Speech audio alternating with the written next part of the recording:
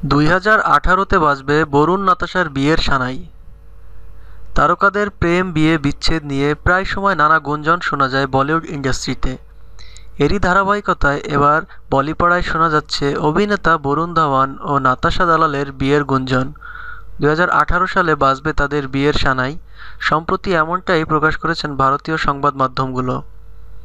এ প্রসঙ্গে বরুণের একটি ঘনিষ্ঠ সূত্র জানায়, 2018 সালের মাঝামাঝি সময়ে বিয়ে বন্ধনে আবদ্ধ হবেন এই জুটি।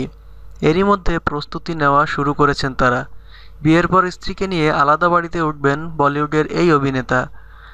এই সূত্র আরও জানান, বরুণ তার বাবা মাকে ছেড়ে আলাদা বাড়িতে কখনোই যেতে চাননি, কিন্তু তার প্রেমিকা নাতাশা বিষয়টি মানতে নারাজ, কারণ বিয়ের পর নাতাশা নিজেদের আলাদা একটি বাড়ি চান।